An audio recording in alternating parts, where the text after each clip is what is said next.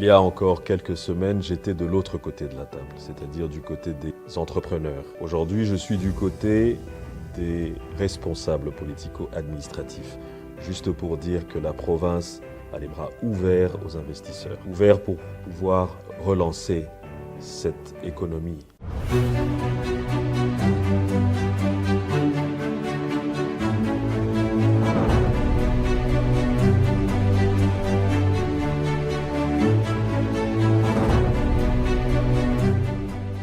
At the moment, we have a very good leadership at the head of the state by the President Félix Antoine Tshisekedi. Definitely, I will talk about the province of Congo Central. We're talking about energy, we're talking about mining, we're talking about a lot of things. And today, provinces are really open to offer incentives to all of investors who are willing to come to us.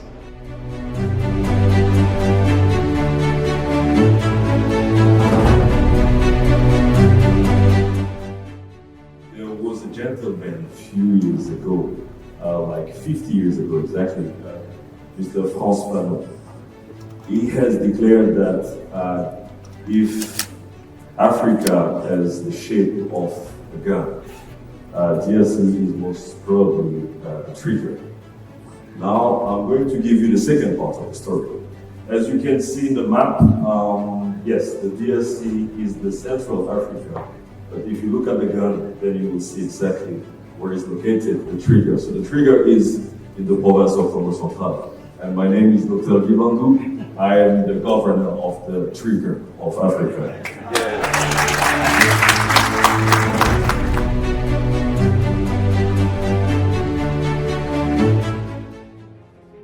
Il y a eu un temps d'arrêt, certes, mais aujourd'hui, le train de la relance économique est en marche.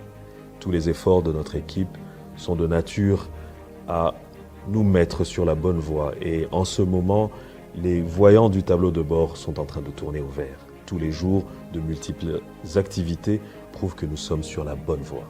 Avec la situation sécuritaire que traverse le pays, il est important que les économies provinciales soient fortes afin d'accompagner l'action et les efforts de pacification du chef de l'État. En cela, la province du Congo central, avec ses atouts, se doit d'être la gâchette économique du pays et pourquoi pas de la sous-région. Car en effet, en plus de son potentiel énergétique, forestier, touristique, minier encore sous-exploité, la province du Congo central possède 1 250 000 hectares de terres cultivables. Elle est donc le grenier de la capitale de Kinshasa. Aujourd'hui donc, la province est prête pour pouvoir se positionner dans une autre dimension, celle de l'encouragement vers le partenariat privé. Aujourd'hui, l'avantage que nous avons, c'est que nous avons une équipe qui encourage et qui est prête à donner toutes les facilités nécessaires pour permettre aux investisseurs, aux entrepreneurs de venir créer de la richesse ici dans la province du Congo central.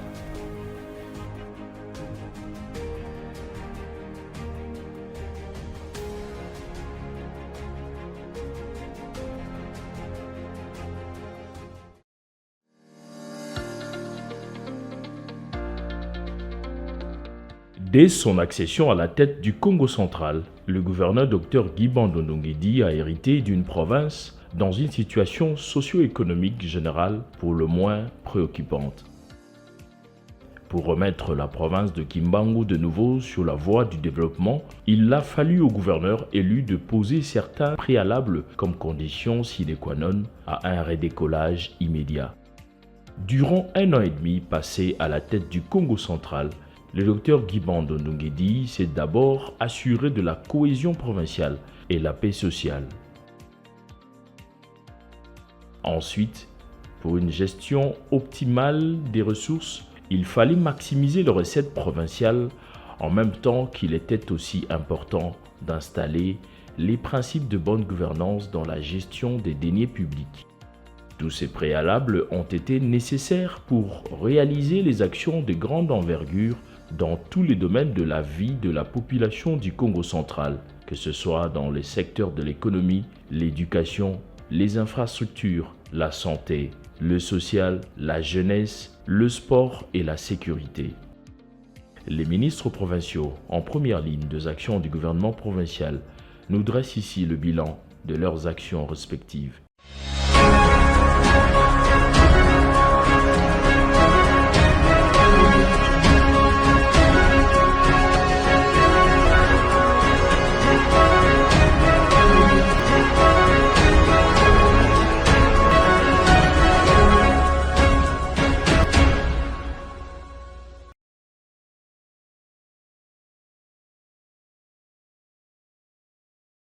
Merci.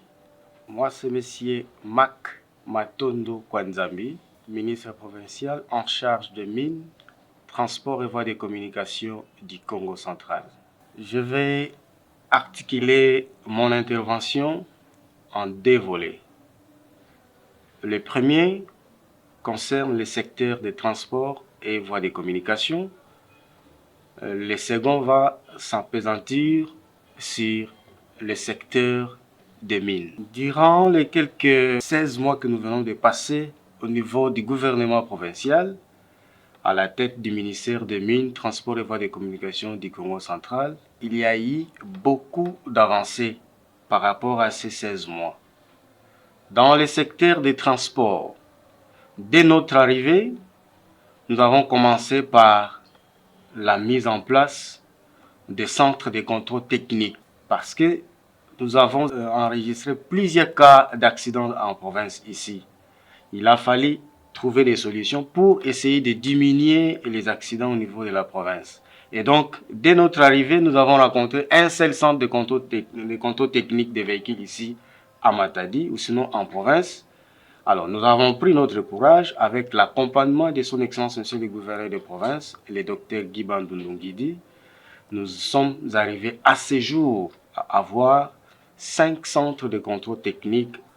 Et les centres de contrôle technique, c'est pour venir aussi encadrer ces recettes qui allaient dans les poches de nos amis ou sinon de nos agents affectés dans le secteur des transports. Parce que il s'est passé les contrôles techniques de complaisance. Les assujettis à payer leur argent. Malheureusement, ceux qui sont censés contrôler les véhicules, ils remettaient que juste les certificats, les véhicules n'étaient pas soumis au contrôle technique. Donc il a fallu encadrer ce secteur-là et aujourd'hui c'est un pari gagné pour la province. Donc on peut compter à travers la province en commençant par ici à Matadi, à Boma, à Mwanda, à Mbanzangou et nous allons continuer à étendre ça malgré nous avons comme ennemi le temps. En dehors des contrôles techniques, ici à Matadi, non seulement à Matadi, mais même au niveau des Kassangoul, nous vivons des embouteillages monstres. La province est arrivée à acheter un terrain de plus ou moins 5 hectares au niveau de Kitadila, où nous allons créer sinon un parking sécurisé, où tous les gros véhicules, parce que ce sont les gros véhicules qui créent des embouteillages, surtout ici dans la ville de Matadi. Pour sortir de Matadi ou sinon entrer à Matadi vers Mpozo, c'est devenu un casse-tête. Mais aujourd'hui, nous sommes en train de trouver la solution. Et donc, il y a un parc, ou sinon un parking sécurisé qui sera construit au niveau de Kitadila, où nous allons mettre tous les compartiments. Donc, il y aura des alimentations, il y aura des stations-service, il y aura des restaurants, il y aura tout. Pour que lorsque les gros véhicules arrivent, ils vont se reposer au niveau de Kitadila et attendre l'heure d'entrer dans la ville. Parce que vous voyez, avec les reliefs de Matadi, c'est compliqué. Donc, il a fallu trouver cette solution. Les projecteurs LED, ou sinon les phares additionnels. Vous savez que ces projecteurs LED sont inappropriés à la circulation routière. Nous avons mené nos efforts, nous avons donné le meilleur de nous-mêmes pour que nous puissions retirer. À ce jour, nous avons retiré plus de 2000 projecteurs parce que ces projecteurs causaient pas mal d'accidents. Nous avons retiré plus ou moins 2000 projecteurs et le processus continue. Nous avons également ramené ici en province, avec l'aide de son Excellence, Monsieur le Gouverneur, le docteur Guy Bandundu Nguidi, les bus Transco. Nous voyons Transco un peu partout dans d'autres provinces. Et nous nous sommes donnés corps et âme. Le gouverneur nous a accompagnés avec son leadership. on est arrivé à ramener au niveau de la province les bus Transco. À ce jour, la population matadienne peut témoigner.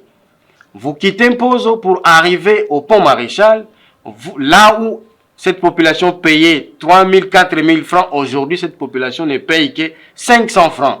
Vous quittez le pont Mpozo, vous allez vers le pont Maréchal, vous ne payez que 500. Voilà un peu ce que je peux dire en ce qui concerne les domaines des transports. Je sais qu'il y a beaucoup de choses à dire, nous avons fait beaucoup de choses, mais comme je dis, nous avons eu pour ennemi le temps. D'ailleurs, je voulais aussi ajouter, toujours dans le secteur des transports, nous avons lancé le recyclage de tous les chauffeurs du Congo central. C'est vrai que nous avons rencontré des formateurs tout simplement au niveau du Congo central. Alors, nous nous sommes dit, avec des formateurs, former tous les conducteurs du Congo central, ça sera un problème. Il a fallu étendre ça. Nous avons demandé à notre service, la CNPR, de pouvoir former dans chaque territoire des formateurs.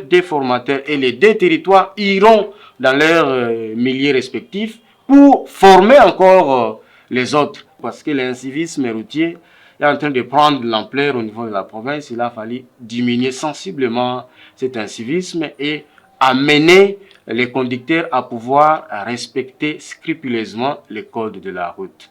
Donc voilà un peu ce que je peux dire en ce qui concerne les secteurs de transport. En ce qui concerne les secteurs des mines, je crois que dans les secteurs des mines, nous allons commencer par la signature des cahiers des charges définissant la responsabilité sociétale des entreprises qui exploitent les matériaux de construction à usage courant dans notre province du Congo central. Puisque ce qu'il faut retenir, l'activité minière existe au niveau de la province, mais elle est encore artisanale. Mais les quelques sociétés qui existent, entre autres, les cimenteries, les carrières, il a fallu que ces entreprises puissent se conformer par rapport à une disposition légale du nouveau code minier publié en mars 2018. Alors, dans son article 285 sexy, cette disposition était en souffrance depuis 2018. Et de 2018 à ce jour, il fallait compter combien de gouverneurs sont passés. Il a fallu attendre que le gouvernement Bando arrive, que nous autres nous puissions arriver. Et à ce jour, cette loi, les entreprises se sont conformées, en commençant par Silou, PPC, Simco, SICO, FCC, FKV, Quilubric, Triges Group, il y a Crexent, il y a plusieurs entreprises. Alors, par rapport à cette disposition, les entreprises sont obligées de pouvoir réaliser ou financer les projets pour les comptes de la communauté impactés par leurs activités. Voilà pourquoi nous avons pensé que si nous fermons l'œil de ce côté-là, la population ne sera pas bénéficiaire. Et comme les innovations apportées par ce nouveau code minier est une aubaine pour notre population, il a fallu ouvrir l'œil. Comme j'ai dit tantôt, cette loi était en souffrance depuis 2018. Vous pouvez faire des calculs avec moi. De 2018 jusqu'à juin 2022, combien de gouverneurs sont passés au niveau du Congo central? Combien de ministres des mines sont passés? Et nous sommes arrivés au mois de juin 2022. On a commencé ce travail, le gouverneur nous a soutenus et à ce jour, c'est un pari gagné pour toute la province, pour toute la population du Congo central. PPC qui a signé son cahier des charges, dont les projets sont chiffrés à 1,9 million de dollars. Simco a signé les projets chiffrés à 1,19 million de dollars. SICO a signé avec 1,5 million de dollars. SICO qui n'a pas encore commencé à produire, mais nous avons travaillé, nous avons discuté avec les responsables de SICO. Ils ont signé avec un montant chiffré, disons les projets chiffrés à 200 000 dollars. FCC au niveau de Kasangulu, 200 000. FKV, 200 000. Triges Group, 212 000. SRKM, 200 000. Et je crois avec Crexet, ça va être signé dans quelques jours ici, c'est 240 000, j'ai déjà vu les chiffres. Et à Kwilu-Brick vers Kwilungongo, c'est 52 000. Donc vous verrez que si vous faites les calculs, on est à combien de millions que nous venons d'amener pour les comptes de notre population. Alors, tous ces cahiers de charges signés, il y a des projets qui seront exécutés sur une période de 5 ans, en commençant par 2024 ici, 2025, 2026, 2027. C'est une période de 5 ans. Dès que nous allons épuiser ces 5 ans, on va encore revenir avec d'autres projets.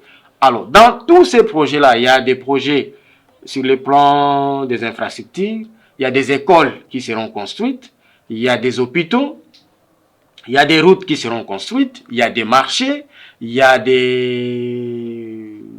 l'électricité est aussi là, l'éclairage public, il y a des jeunes qui seront envoyés en formation dans d'autres sociétés, il y a des jeunes qui seront envoyés dans des universités pour aller apprendre. Et nous avons suggéré que ces jeunes-là, les meilleurs lauréats de chaque coin, puissent aller apprendre, par exemple, la géologie, parce que notre province est riche.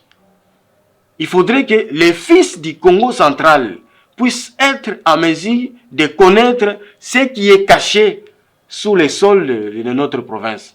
Donc, nous avons presque la même géologie que les Katanga. Donc, nos enfants, nos jeunes devaient aller en formation et revenir travailler pour les comptes de la province. Et ça, c'est un pari gagné. Dans certains coins où les cahiers de charges ont été signés, ces jeunes gens seront envoyés et ce sont les entreprises qui vont prendre en charge leur formation. Donc, il y a plusieurs, je ne saurais pas résumer tout ce qui est contenu dans les projets signés par, disons, dans les cahiers de charges signés par chaque société, mais du moins, faites vous-même les calculs et la série continue. Il y a encore 4 entreprises qui sont restées. Nous nous sommes dit, en attendant que les prochains gouverneurs puissent arriver, et si ça sera le même gouvernement que vous avez ici, je crois que nous allons encore faire beaucoup de choses, comme j'ai dit tantôt. Ce n'est pas tout. Lors de notre arrivée, un jour, j'ai un resteur qui est arrivé. Il me demande, est-ce qu'on peut trouver tel minerai chez vous? Vous pouvez nous montrer la carte. Et j'avais du mal même, parce qu'on n'a pas rencontré une carte qui retrace les indices de quelques minéraux que nous avons ici au niveau de la province. Et nous sommes allés vite, le gouverneur nous a soutenus et on a ramené une carte où il y a des indices de minéraux de notre province. Et nous avons aujourd'hui ces investisseurs qui arrivent, s'ils demandent, on veut voir par exemple le phosphate. Nous allons leur montrer, voyez dans la carte, c'est dans telle partie. Nous voulons voir l'or ou sinon les diamants. On a cette facilité-là de les faire. Et ça, nous avons ramené ça au niveau de la province. En dehors de ces cartes dont je venais de faire allusion ici, nous avons pensé mettre en place, ou sinon faire la création des centres de négoce. Comme j'ai dit, l'activité minière existe dans la province, mais elle est encore artisanale. Nous avons des creuseurs qui creusent de l'or au niveau de Lokula, Tchela, Luozi, Mbanzangungu, Songololo, un peu partout. Mais ils sont un peu éparpillés. Il a fallu mettre ou créer un centre de négoce partout dans la province. Les centres de négoce, c'est comme un marché.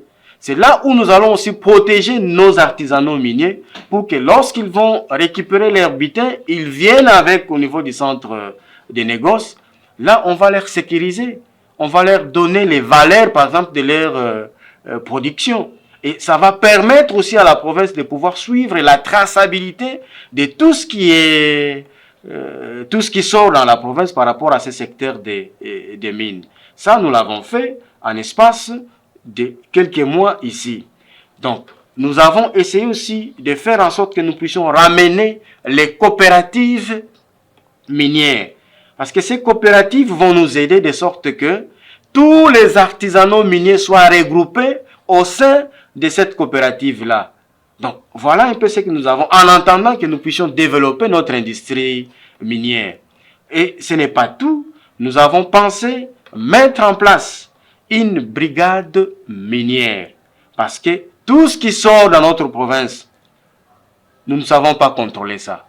Il a fallu mettre une brigade minière. Nous avons ramené, il y a une décennie, la province ne bénéficiait que 10% des quantités de matériaux de construction. La province est propriétaires de quelques carrières de travaux d'utilité publique. Et ces carrières-là existent au niveau de la province, ça fait une décennie. Mais ces carrières ne remettaient que 10% des quotités à la province. La province a besoin de se développer. La province a besoin de réaliser plusieurs infrastructures. Mais nous allons le faire si nous avons une quantité énorme de matériaux de construction. Et je n'ai trouvé que 10% qu'on remettait à la province. Il a fallu se battre. Nous avons travaillé avec nos amis de l'Agence congolaise des grands travaux. Nous avons travaillé ensemble. À ce jour, c'est un pari gagné vis-à-vis de la province. Nous avons ramené cette quotité qui était de 10% à 20% aujourd'hui. La province, il y a de cela déjà 5 mois, la province bénéficie, c'était d'ailleurs l'année passée, la province bénéficie 20% à la place de 10%. Ça, nous venons de le faire par rapport à ces temps, comme je vous ai dit. Nous étions un peu partout parce que, comme j'ai dit ici, on avait comme ennemi le temps. On pouvait faire beaucoup de choses si on nous a laissé le temps. Si on avait vraiment le mandat complet, je crois qu'on pouvait apporter beaucoup pour notre province. Je crois qu'il y a beaucoup de choses à dire ici, toujours dans les secteurs des mines. Nous avons pensé qu'il fallait vendre les atouts de la province à l'extérieur du pays. Et qu'est-ce que nous avons fait pendant que nous étions là? Nous avons pensé rencontrer les ambassadeurs, quelques ambassadeurs où nous avons eu quelques contacts. Nous avons rencontré l'ambassadeur de la Russie, l'ambassadeur du Japon, la chambre du commerce franco-congolaise. Il y a aussi une invitation qui est arrivée de nos amis de American Institute of Cutting Diamond au niveau des États-Unis. Nous avons reçu des invitations au niveau de la Tunisie, ça je vais revenir. Mais pourquoi nous sommes allés rencontrer ces ambassadeurs? Nous avons des richesses, comme je dis ici, nous avons la même géologie que les Katanga. Mais au Congo, la province du Congo central n'est pas connue comme une province minière, alors que nous avons tout chez nous ici. Il faut commencer par vendre les atouts miniers. D'ailleurs, avant même d'aller rencontrer les ambassadeurs, avec son Excellence, Monsieur le Gouverneur, il y a un monographe qui a été élaboré où nous avons fait un bref aperçu de tous les atouts miniers que dispose la province du Congo central. Maintenant, il faut commencer par vendre ça. Nous sommes allés à Lubumbashi avec son Excellence, Monsieur le Gouverneur des provinces, à la DRC Mining Week, parce que là, il y a plus de 45 pays au monde qui se regroupent au sein de cette messe minière, s'il faut l'appeler comme ça, où l'on discute tout ce qui est industrie minière. Il fallait vendre les atouts du Congo central. Et quand j'ai rencontré les ambassadeurs, par exemple celui de la Russie, il me pose la question, Monsieur le ministre, si vous pouvez nous convaincre, dis-moi en 3 mots, pourquoi nous, la Russie, nous devons venir investir chez vous au Congo central? Je lui ai dit, Monsieur l'ambassadeur, vous allez venir investir chez nous au Congo central par rapport à ces 3 choses que je vais vous citer. La première chose, je lui ai dit, nous avons les infrastructures. Les infrastructures qui peuvent permettre à votre société ou sinon à vos sociétés de pouvoir évacuer tout ce que vous aurez comme cargaison de production vers le monde. Et le Congo central vous donne cette possibilité-là. Nous sommes l'unique province qui a l'accès vers l'océan. Donc vous avez la facilité d'évacuer et de faire entrer tout ce que vous aurez comme cargaison. Ça, c'est la première chose. En dehors de cette les infrastructures, c'est-à-dire que nous avons aussi les ports dans notre province. Donc, les ports les plus importants de notre pays se trouvent dans cette partie de notre province. Ça, c'est la première chose. La deuxième chose, nous avons l'énergie. Vos entreprises qui viendront travailler chez nous au Congo central, sans énergie, ils ne vont pas bien travailler. Or, nous avons les ports, les barrages d'Inga. Nous avons les plus gros barrages de notre pays qui arrivent même à servir plusieurs pays du continent. Nous avons les barrages des Zongo. Nous avons plusieurs barrages chez nous. Et vous avez aussi la possibilité de pouvoir créer vos autres barrages parce que nous avons aussi plusieurs sites chez nous au Congo central. Ça, c'est la deuxième. Et le dernier, la sécurité est garantie chez nous par rapport à ce que nous voyons dans d'autres provinces. Chez nous, la province est calme, il fait beau vivre. Donc quand vous venez, vous êtes sécurisé. Il me dit, c'est pour la première fois que je vois un ministre qui vient défendre correctement sa province. Bon, je ne pouvais pas me vanter, mais ça, vous pouvez vérifier. Et sur les champs, il a récupéré les brefs aperçus qui retraçaient les substances minérales de notre province. Il a renvoyé chez eux. Ils ont traduit ça dans leur langue. Donc, voilà un peu, je ne sais pas si j'ai beaucoup parlé, mais il y a beaucoup à dire. Mais voilà ce que je peux dire, mesdames et messieurs, par rapport à ces quelques 14 mois que nous venons de passer à la tête du ministère provincial des Mines, Transports et Voies de Communication du Congo central.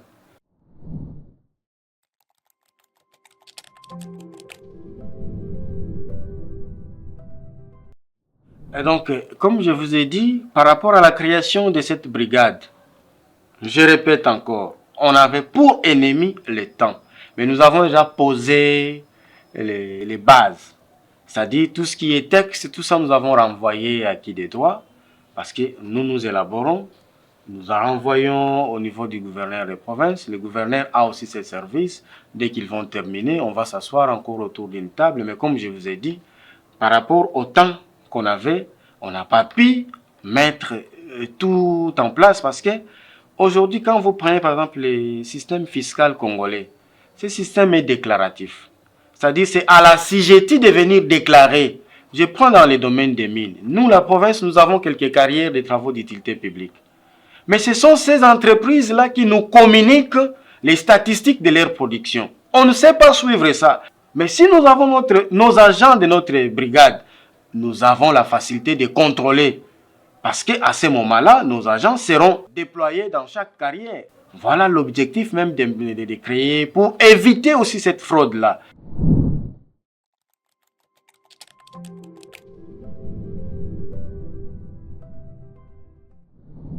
Merci. Bon, je ne voulais pas faire aussi beaucoup de débats par rapport... Parce que la route Ango, c'est la RN14. C'est une route nationale. C'est-à-dire que qui est gérée de façon collégiale entre la province et le gouvernement central. Et donc, nous, au niveau de la province, nous aussi, nous contribuons. Les gens doivent savoir. Les matériaux de construction. Peut-être que je peux dire ça en lingala ici. Mabanga, babiloko, bazoko, sale, la nanzela, wana. Botune utaka na carrière nini. Kasi utaka na carrière ya province te. C'est comme ça que province a binga na kangi. Tolobo. Ce que province a binga na kangi. Mais tolobi parce que nzela wana tozana posa nango pour que ait servir biso banso. C'est vrai. Mutuna mutazo sala rôle na ye. Ba wana kuna abimisi kaniaka pour que ait sala musala. Biso pe tozali ko accompagner en termes ya ba matériaux. Mais na ko sala débattre côté kuna pour éviter banini, mais la province contribue par rapport aux matériaux parce que la carrière que exploite cette société qui est en train de construire cette voie-là, les matériaux viennent d'une carrière de la province.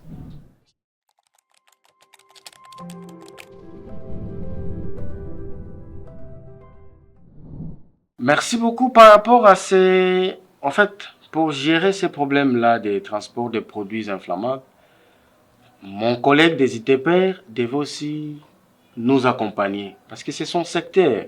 Mais d'un côté, nous, les transports, nous agissons aussi. Nous avons d'ailleurs, avec son Excellence, Monsieur le Gouverneur, nous sommes allés à Kassangoulou faire ce qu'on appelle une campagne pédagogique. J'ai fait 72 heures à Kassangoulou. D'ailleurs, nous devons féliciter notre gouverneur. Il nous a accompagnés, moi avec lui, avec quelques membres du conseil de sécurité, tous les services confondus. Ces jours-là, ça c'est à Lingala. Moyezo beta tozo toka.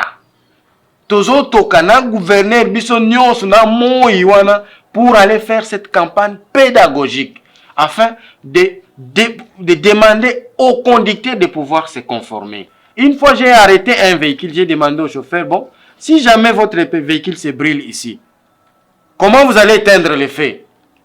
Il n'avait rien. Alors que les mesures que nous avons prises, tout est dedans. Et maintenant, les policiers ou sinon la PCR, ils voient les véhicules passer. Qu'est-ce qu'ils font? Il faudrait encore que les gouverneurs ou bien que les ministres descendent encore sur la chaussée pour aller dire Topekisi oh, Topekisi oh. Mais ils doivent nous accompagner. Mais que voulez-vous? Chacun doit jouer son rôle.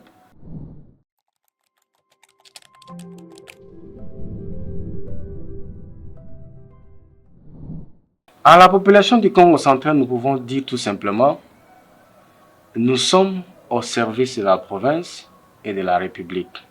Faites-nous confiance, priez pour nous, accordez-nous encore cette chance-là. Nous pouvons faire beaucoup de choses pour votre bien.